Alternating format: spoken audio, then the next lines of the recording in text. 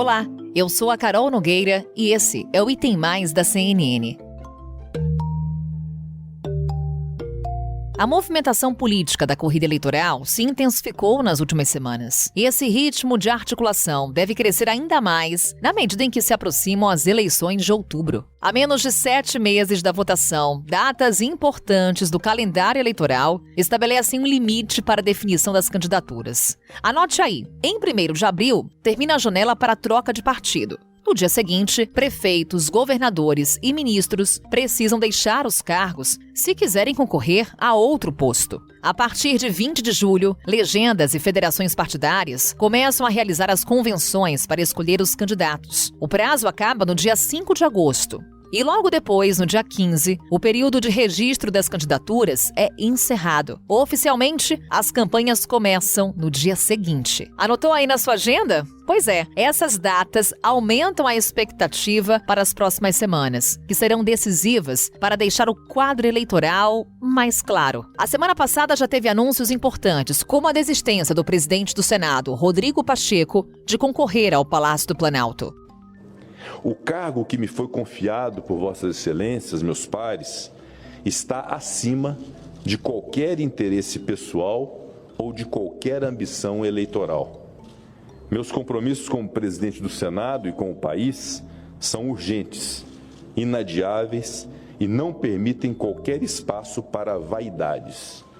Por isso, afirmo ser impossível conciliar essa difícil missão de presidir o Senado Federal e o Congresso Nacional com uma campanha eleitoral presidencial. O PSD continua com a sua definição, com a sua diretriz, nós vamos ter candidatura própria e a nossa prioridade é a candidatura do Eduardo Leite. Todos sabem, é público, ele foi convidado a refletir sobre essa candidatura e no meu sentimento, posso dizer, porque eu não posso falar por ele, mas no meu sentimento que tem grande chance dele aceitar o convite do PSD e ser o nosso pré-candidato e, posteriormente, candidato a presidente da República. Outro que anunciou não ter mais a intenção de participar da disputa presidencial foi o senador Alessandro Vieira, que decidiu deixar o partido Cidadania. O que é fato é que o Cidadania definiu por unanimidade na sua executiva, depois no seu diretório nacional, uma pré-candidatura própria. Isso nunca foi alterado. A gente nunca teve uma discussão, uma votação colegiada que mudasse essa realidade. Mas agora,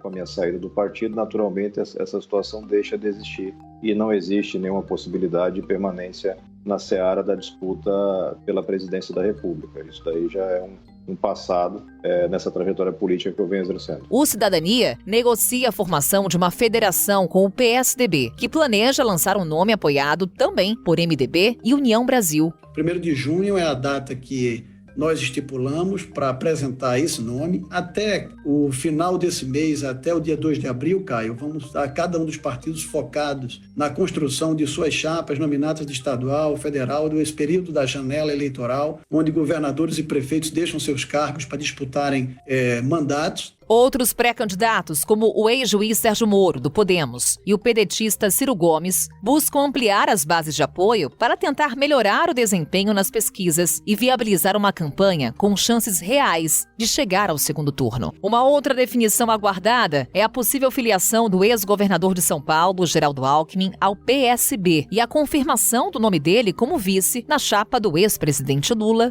do PT. Vamos falar mais então sobre essas movimentações eleitorais, saber o que acontece nos bastidores e, claro, ter muita análise aqui no Item Mais com ela, nossa analista de política aqui da CNN, Thaís Arbex. Sempre um prazer falar com você, Thaís. Bem-vinda. Olá, Carol. Muito obrigada mais uma vez pelo convite. Estamos aqui de novo. Vamos lá, Thaís. Ano eleitoral, então a gente vai ter muito Thaís Arbex aqui no Item Mais. Ou seja, vai ser muito bom esse ano. Thaís, para começar, falar um pouquinho sobre PSD. Lembro bem do presidente do partido, Gilberto Kassab, falando que sim, ele queria um candidato próprio da legenda nas eleições deste ano, na corrida ao Palácio do Planalto. Até então, defendia o nome de Rodrigo Pacheco, mas tivemos o anúncio da desistência do presidente do Senado na disputa presidencial. E aí ganha força a possível ida de Eduardo Leite para o PSD. O que há de concreto com relação a essas conversas, Thaís? Carol, a gente está conversando essa conversa na terça-feira, na tarde da terça-feira. Nesta manhã dia 15 de março, o presidente do PSD, Gilberto Kassab, teve uma conversa pessoalmente com Eduardo Leite, aí em São Paulo, cúpula do PSD. Disseram que essa conversa avançou bastante, que foi mais um passo significativo para, de fato, Eduardo Leite concretizar sua filiação ao partido e vir a ser o candidato do PSD à presidência da República. Só que a gente tem algumas questões ainda acontecendo enquanto a gente conversa aqui no Item Mais. Eduardo Leite desembarcou em Brasília e tem uma conversa, uma expectativa de conversas com integrantes do PSDB, o seu atual partido, e esses tucanos vão fazer um esforço tamanho para tentar demovê-lo de sair do partido. Por que isso? Porque eles acreditam que Eduardo Leite, no fim das contas, não vai conseguir construir um consenso dentro do PSD de Kassab, não vai ter o apoio suficiente para ser alçado, de fato, a candidato à presidência da República pelo PSD. Então, há esse esforço para tentar demovê-lo, embora a cúpula do partido de Kassab já esteja trabalhando, inclusive, com a filiação na próxima semana. Thaís, e aí como fica então a situação do PSDB, que nesse momento tem um pré-candidato, que é João Dória. Agora, inclusive, o partido vai se aliar a MDB e União Brasil para lançar um candidato único nas eleições deste ano. Quem será, então, esse candidato que vai conseguir conciliar os interesses desses partidos?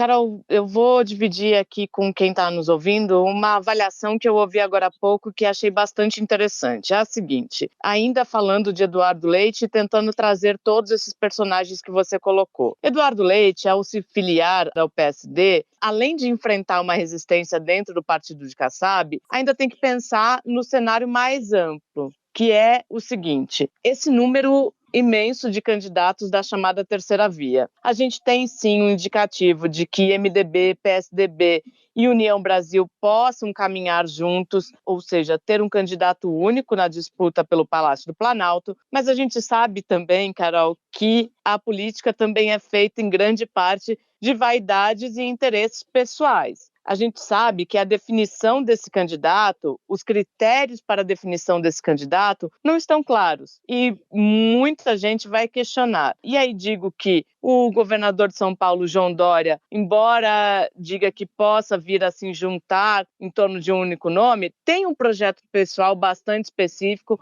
há bastante tempo de disputar o Palácio do Planalto. A gente tem a senadora Simone Tebet, do MDB, já dizendo que hoje considera que a sua candidatura se tornou irreversível. No União Brasil, embora a gente tenha uma sinalização do presidente Luciano Bivar de ser o candidato, ali é mais fácil de resolver. Mas o fato é que, se de fato a gente tiver Eduardo Leite também nesse grupo, a gente pode correr o risco, e isso dizem os tucanos mais próximos de Leite, de ter Eduardo Leite apenas como mais um. Não sei se a gente consegue, de fato, ter uma junção dessa terceira via, dessa chamada terceira via, em torno de um único nome. É importante a gente resgatar o passado recente, 2018, por exemplo. Essa mesma discussão aconteceu. Em diversos momentos, a gente viu partidos fazendo esforços para tentar construir um único nome, para não entrar na polarização, mas um movimento que não deu certo. Naquela época, Ciro Gomes manteve sua candidatura, como também deve manter agora. E aí ficou bastante diluído o apoio entre os mais diversos candidatos. Então, a gente vê conversas, a gente vê intenções, mas a gente precisa, Carol, no fim das contas, acompanhar o que vem de prática. Na semana passada, ouvi também de um político importante que o único prazo que o político respeita é o prazo legal. Então, assim, no dia 2, a gente tem o encerramento da janela partidária e o encerramento do prazo estabelecido pela Justiça Eleitoral para a filiação partidária para aqueles que querem disputar a eleição. E daí, por seguinte, a gente vai ter que ver qual é o próximo prazo do TSE. Tudo isso vai ser definido quase que de véspera. É como que acontece também nas eleições, Carol. A gente sabe que muitos eleitores deixam a sua decisão final para praticamente na hora que está na frente da urna eletrônica, Carol. Pois é, Thaís. Termina agora, no início de abril, também o prazo para desincompatibilização dos cargos para prefeitos, governadores e ministros que vão querer disputar as eleições de 2022 a um outro cargo. Portanto, teremos aí um período importante para a formação dos palanques estaduais, Thaís. O que a gente já tem de concreto, principalmente quando a gente olha para a formação dos ministérios atualmente do governo? O que já está confirmado? Quem deve sair do governo para disputar as eleições em 2022 focado nos palanques estaduais? Vamos lá, Carol, o que a gente tem já de bastante concreto? Vamos começar pela ministra da Agricultura, Tereza Cristina, que deve sair da pasta para disputar uma cadeira ao Senado. A gente tem o ministro Onyx Lorenzoni, que também deve sair para disputar o cargo de governador no Rio Grande do Sul. A gente tem Rogério Marinho, do Desenvolvimento Regional, que deve disputar uma vaga ao Senado, também pelo Rio Grande do Norte. A gente tem Tarcísio de Freitas, da Infraestrutura, que deve deixar a pasta para disputar o governo de São Paulo. Flávia Arruda, para disputar o governo aqui do Distrito Federal. Enfim, a gente vê que a mudança no ministério de Jair Bolsonaro será bastante significativa a partir do dia 2, quando esses ministros deixam os seus postos. Acho que hoje eu colocaria atenção num nome bastante importante para o governo, que é o nome do ministro João Roma, da Cidadania. João Roma entrou no ministério, foi um dos principais articuladores, tem quase que a paternidade única do projeto, que hoje é a principal bandeira de Jair Bolsonaro, que é o Auxílio Brasil, e é colocado ali como um candidato ao governo do estado da Bahia.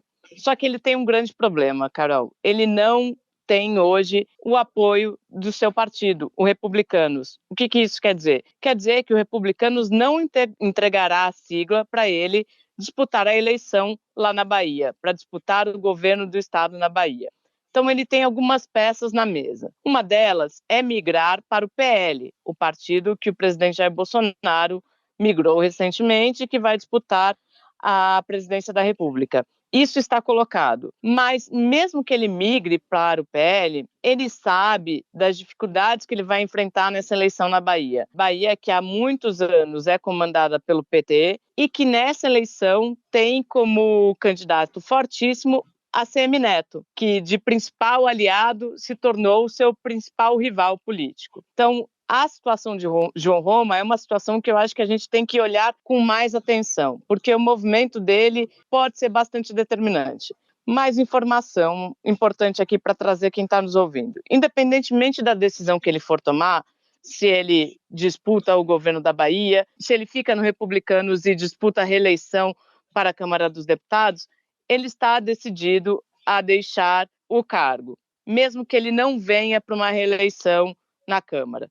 Então, ele sai do ministério no fim desse mês, Carol. Thaís, isso acontece, saída de ministros para disputas eleitorais. Mas eu te pergunto, em que medida que a saída de tantos ministros compromete um governo que busca uma reeleição? Carol, tem 2 pontos. Tem o ponto de que esses ministros estarão em suas bases eleitorais fazendo campanha não só para si mesmo, mas também para o próprio presidente Jair Bolsonaro. Mas, por outro lado, também há um risco de muitos projetos de governo, projetos de política de governo, de ficarem parados. Mais recentemente, estava conversando com pessoas do agronegócio e elas demonstravam bastante preocupação em relação, por exemplo, à saída da ministra Tereza Cristina, que tem sido uma personagem importante nas conversas no mercado internacional em relação ao agro para o Brasil, e nessa guerra da Ucrânia se tornou peça ainda mais fundamental, segundo a avaliação dessas pessoas. E por que isso? Porque a gente vê uma possível crise de abastecimento de fertilizantes e Tereza Cristina abriu um canal bastante amplo com o mercado internacional, na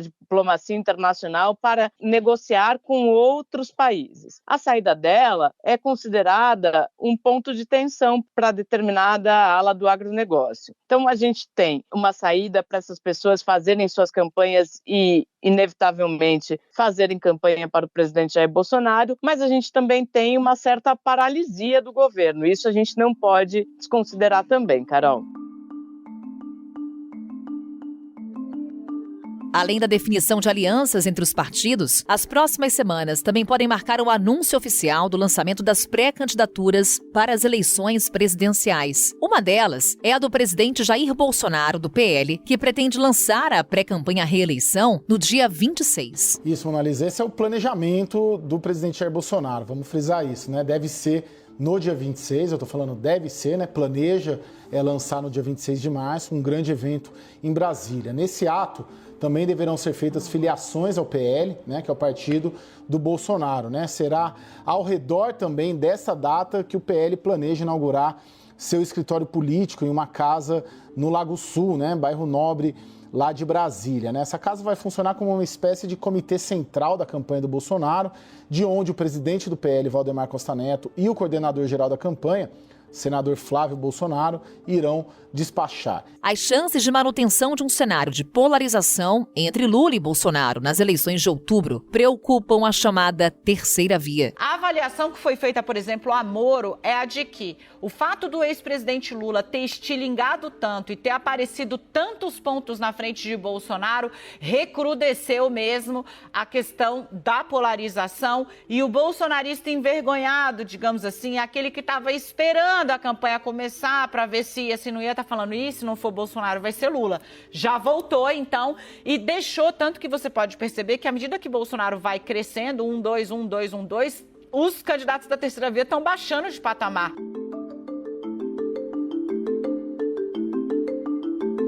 Seguimos essa conversa com a Thaís Arbex. Thaís, te perguntando sobre terceira via, que nas pesquisas mais recentes, elas repetem um quadro detectado no início da pesquisa eleitoral, que foi justamente a dificuldade de um nome de terceira via acelerar nas pesquisas, nos números. O que explica isso, Thaís? Qual que é a grande dificuldade desse nome? Carol, a gente tem uma pulverização de nomes, e isso dificulta muito que o eleitor se identifique nessa terceira via. A gente tem, além dessa pulverização, uma dificuldade tamanha de os partidos conseguirem encontrar o nome perfeito para ser alguém com potencial eleitoral capaz de tirar a polarização Lula-Bolsonaro. E a gente tem, acima de tudo, a força do presidente Jair Bolsonaro e a força do ex-presidente Lula. Mesmo que um dos dois comecem a cair nas pesquisas, o que a gente ouve de quem analisa a política, de quem conhece profundamente a política? Que muito dificilmente eles perdem os seus eleitores mais fiéis. E isso, para cada um, representa de 25% a 30%. Então, é um eleitorado fiel, é um eleitorado que está aí. Ou seja, são números que, na prática, espremem a terceira via, não deixam ela se movimentar para nenhum lado.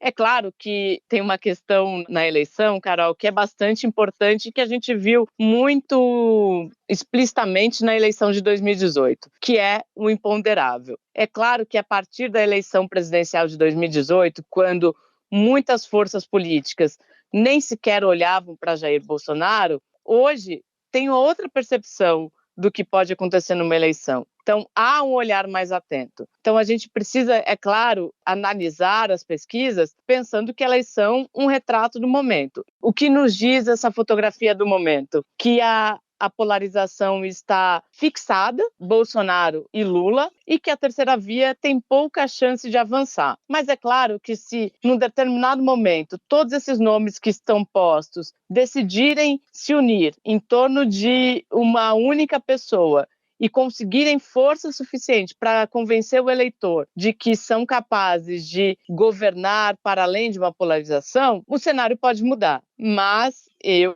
hoje ainda, não enxergo essa possibilidade, por todos aqueles elementos que a gente já colocou aqui. Porque, para além das diferenças partidárias, há também a questão individual, de projetos individuais. e não vejo qualquer um desses nomes abrindo mão tão facilmente assim da possibilidade de disputar a presidência da República, Carol. Ao mesmo tempo, Thaís, esses dois nomes que figuram nessa polarização têm um alto índice de rejeição. O quanto que isso pode dificultar, por exemplo, uma definição em primeiro turno nas eleições deste ano? Carol, a gente tem conversado com bastante dirigentes partidários e a possibilidade de uma eleição presidencial ser definida em primeiro turno é considerada por eles praticamente nula. Justamente por isso que você apontou, porque os dois polos que lideram as pesquisas também têm uma rejeição bastante alta e a gente ainda tem todos esses nomes aí orbitando na chamada terceira via que vão fazer com que muitos votos sejam dissipados. Então, essa possibilidade hoje não está no horizonte de nenhum partido, nem mesmo do ex-presidente Lula, que nos mais diversos cenários aparece como favorito hoje nas pesquisas. Então, o que a gente consegue depreender das conversas? Que há bastante pragmatismo, Carol. Não há ninguém iludido que será uma eleição fácil. Thaís, para a gente encerrar essa conversa, temos que falar sobre o fator Geraldo Alckmin. Em que medida que a confirmação de uma chapa Lula-Alckmin mexe com o cenário eleitoral? Ou isso já está precificado, digamos assim, por quem já mensura as questões eleitorais? Carol, acredito que a chapa Lula-Alckmin já está bastante precificada pela classe política e também pelo eleitorado. E Alckmin, ele tem um papel importante ali para o ex-presidente Lula, que é quase como se fosse a carta aos brasileiros de 2002 do ex-presidente. É assim que alguns políticos definem. Como se Lula estivesse vindo dizer que ele está aberto a todas as forças de centro, quiçá centro-direita, que quer dialogar com todos. Aliás, ele tem feito questão de dizer isso, né, Carol? Disse recentemente que não teria motivos para não conversar com partidos que apoiaram o impeachment da ex-presidente Dilma Rousseff. Então, Lula tem feito uma série de gestos. E aí, Carol, voltando um pouquinho na questão da rejeição, essa semana eu já consegui um pouco tentar entender qual que é o sentimento interno do Partido dos Trabalhadores. Lula tem feito uma série de conversas com seus aliados ali e é ele quem acaba levando a esses auxiliares uma visão mais pragmática. E aqui trago um exemplo. Nas conversas recentes, Lula disse a dirigentes do partido que a subida do presidente Jair Bolsonaro nas pesquisas é bastante natural, que ele já esperava isso. E ele apontou ali uma série de motivos. Ele aponta o Auxílio Brasil, ele aponta o fato de o presidente estar na máquina e conseguir controlar essa máquina do Executivo Nacional e que isso faz uma diferença tamanha, mas que ele entende que essa reversão poderá ser sentida a partir do momento que Lula começar a ir para as ruas, começar a fazer atos nas ruas, Carol. Thaís Arbex, seguiremos juntas, claro, acompanhando essas movimentações. Te esperamos mais vezes aqui no Item Mais, hein? Muito obrigada, Carol, pelo convite mais uma vez. Espero que eu tenha conseguido ajudar a quem nos ouve a entender um pouquinho desse momento e estamos aqui sempre a posto. Jogou muita luz pra gente, sem dúvidas, Thaís. Obrigada mais uma vez, até uma próxima. E tem mais de olho nas eleições. Você, claro, vai ficar com a gente também acompanhando todas essas movimentações eleitorais. Até amanhã. Com a minha apresentação, Carol Nogueira, este podcast foi produzido pela Maremoto para a CNN Brasil. Roteiro e pesquisa, Lucas Scherer. Pauta e produção, Danilo Santana. Edição e sonorização, Roberto Rudinei. Coordenação geral, Paula Weinberg e Felipe Gomes. Coordenação de produto, Verônica Schneider. Coordenação editorial, Diego Toledo. Você também pode ouvir o Item Mais no site da CNN Brasil e aproveite para conhecer os nossos outros programas em áudio. Acesse cnnbrasil.com.br/podcasts.